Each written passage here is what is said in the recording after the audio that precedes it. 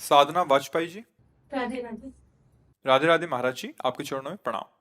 महाराज जी, जब से हम बीमार पड़े हैं तब से मुझे अपने दोनों बच्चों के बारे में सोच के मृत्यु से बहुत भय लगता है कि मैं माँ का कर्तव्य पूरा कर पाऊंगी कि नहीं।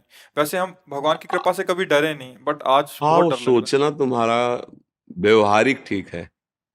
व्यवहारिक इसलिए कह रहे कि व्यवहार में सबको लगता है ना कि मान लो बच्चे अभी, तो फिर मैं हूं तो उसको पढ़ा लिखा रही हूँ जैसे भी उनको मेरे से, ये व्यवहारिक तो ठीक, परमार्थिक सोच में नहीं ठीक। वो अनंत महिमा वाला भगवान पूरी सृष्टि का पालन पोषण कर रहा है, तुम्हारे बच्चों का भी पालन पोषण करेगा, पक्का वही करता है। देखो, बचपन से निकले थे, 13 वर्ष की अवस्था थी, आज तक वही पालन पोषण करता रहा। ना हमारे खाने की व्यवस्था थी, ना रहने की व्यवस्था थी, ना कोई मित्र था, ना कोई स्थान, पूरा लंबा जीवन इतना। और भ्रमण करना है, कभी 1-2 वर्ष एक जगह रुक गए, कभी ऐसा तो नहीं, तो बराबर भ्रमण करना। वो हर जगह, हर जगह मुझे दुलार करते मिला है। कभी जैसे लोग कोई ऐसे उद्दंड, तो उपदेश अंदर से मिला, ए सहो, ये सहने के लिए, तुम्हारे अहंकार का नाश करने के लिए मैंने भेजा है इसको। तो बस आपका भेजा हुआ हर विधान अमृत है प्रभु। अगर हम ऐसा सोचते हैं कि हम ही बच्चों का पालन पोषण करते, तो व्यवहारिक तो ठीक है, लेकिन आध्यात्मिक बात ठीक नहीं है। क्योंकि सबका भरण पोषण भगवान, गर्भ में आप क्या पोषण कर रहे थे अपने बच्चे का? वही तो कर रहा था ना। गर्भ में आप क्या व्यवस्था कर रहे थे? गर्भ के जब बाहर आया तो बिना किसी प्रयास के उसके पोषण के लिए स्तनों में दुग्ध आ गया, जबकि वो अन्न नहीं पचा सकता। तो कितना गर्म, कितना मीठा, कितना उसको, वो पहले से व्यवस्थित है और वो पीकर हष्ट पुष्ट होता है। तो विचार करो, जो गर्भ में पोषण किया, गर्भ के बाहर आने पर तो भोजन व्यवस्था कर दी ना। देखो, उसको पीना किसने सिखाया? सहज में वो पान कर ले, वो छोटा बच्चा, उसको सिखाना थोड़ी पड़ा है। वो बहुत सर्वज्ञ प्रभु है, जिस समय जैसी व्यवस्था चाहिए। विश्वास करो, तुम्हारे ना होने पर भी तुम्हारे बच्चों की वैसे ही उन्नति, वैसे ही भरण पोषण जैसे तुम्हारे सामने हो। तुम्हारे सामने तुम निमित्त हो, जब तुम हट जाओगी तो वो किसी रूप में आकर संभाल लेगा। वो पूरी सृष्टि को संभाल रहा है। और जो दुर्गति होनी तो तुम्हारे सामने हो जाएगी, तुम रोक नहीं पाओगी।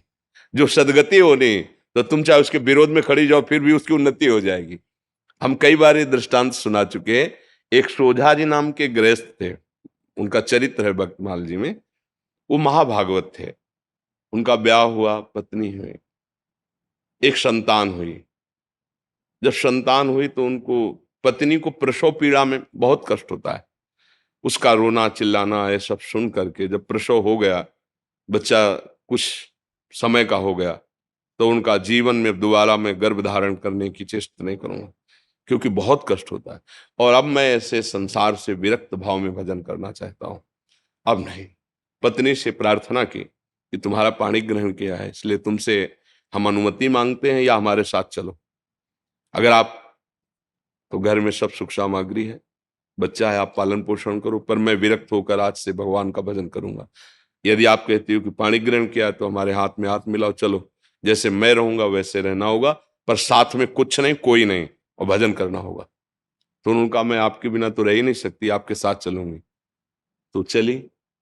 जब गांव के बाहर निकली, जंगल में पहुंची, तो देखा थोड़ा धीमी चाल है। तो उनका, जल्दी से आओ ना, तो देखा गोद में बच्चा है।